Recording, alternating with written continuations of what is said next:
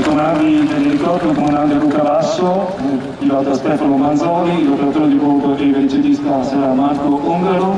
I due aerosoccorritori che daranno vita al display si chiamano Sandro Cervi e Mirko Bozzato, tutti del comando provinciale del fuoco di Venezia. Ora l'elicottero si appresterà per un primo saluto alle autorità.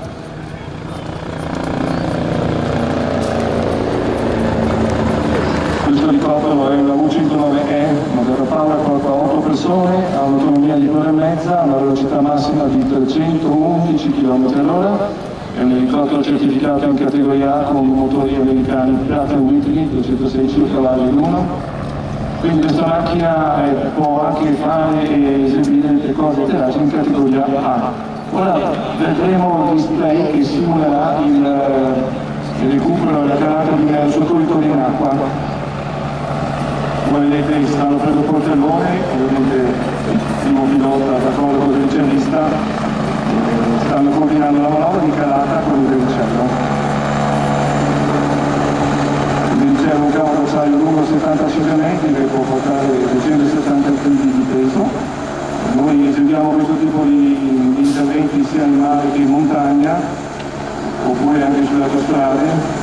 L'anno scorso abbiamo fatto una manovra con la Guardia Costiera, quest'anno eseguiremo una manovra da aerosoccorritori. Questo soccorritore che sta per calarsi si svincolerà dall'uccello e farà la figura del pericolante, quindi vedremo che il cavo è stato mollato, l'elicottero farà un circuito di attesa e si riposizionerà per il recupero. Ed ecco appunto mentre assistiamo a questa manovra possiamo dire al comandante e chiedergli quanti interventi in media o al giorno o al mese o all'anno, come fa più piacere a te dirlo, per impressionare il pubblico, per fargli capire quanto siamo imprudenti nella valutare dei pericoli.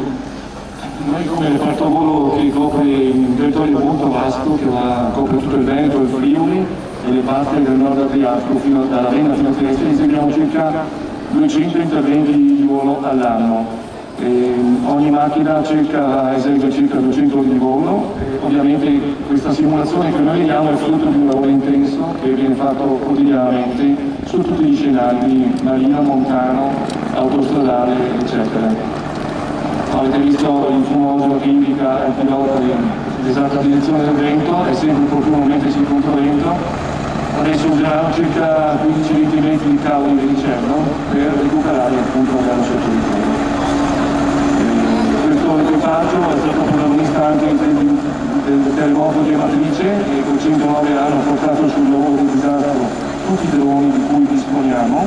Il reparto 1 di Venezia è stato una pista sul lavoro dei droni a livello nazionale e anche il pilota del comandante Basso ha la doppia funzione di pilota di elicottero ma anche pilota di droni. Ora vedete il soccorritore che scende, ovviamente sempre in contatto orario con l'equipaggio.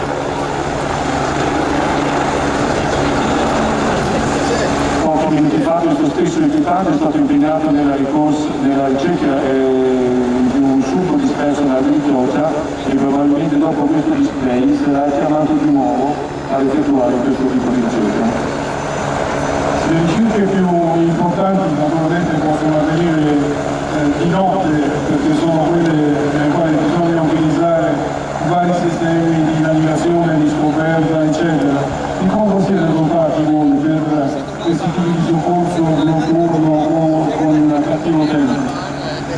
Al momento purtroppo non possiamo effettuare voli notturni, anche se il personale pilota hanno compreso e sta facendo la formazione. Da qui a un anno ci auguriamo il prossimo anno di poter partecipare con il nuovo AV139 che sarà un salto evolutivo importante in quanto amplierà la molta gamma di interventistica anche notturna grazie ai visori notturni che useremo e anche il FLIR che è una linea termica all'infrarosso. So che ci sono alcuni elicotteri di questo tipo per altre specialità che sono dotati proprio di radar, di sistemi visivi all'infrarosso o hanno addirittura il personale di volo dotato di visioni con binocoli o occhiali per la visione notturna. Chiaro, ci auguriamo che voi possiate un giorno ottenere tutte queste particolari attrezzature e capacità che renderanno ancora più interessante e soprattutto necessario il vostro valore, un valore che oramai sappiamo da anni quale sia il vero valore dei Vigili del Fuoco, a cominciare dal famoso settembre del 2001, quando purtroppo la maggior parte delle persone che hanno perso la vita in quel disastro americano sono stati proprio i Vigili del Fuoco, chiamati gli eroi.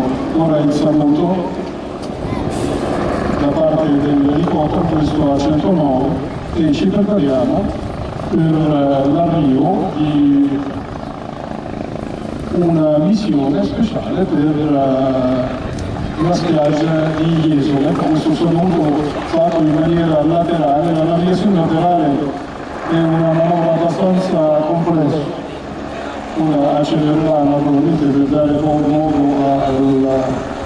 all'altro evento di presentarsi sul cielo del campo. E allora ci prepariamo all'arrivo degli Airmix del 51esimo corno e io cedo volentieri la parola, ci sarà anche un cambio di tono alla nostra amica, alla tenente Catania. Prego.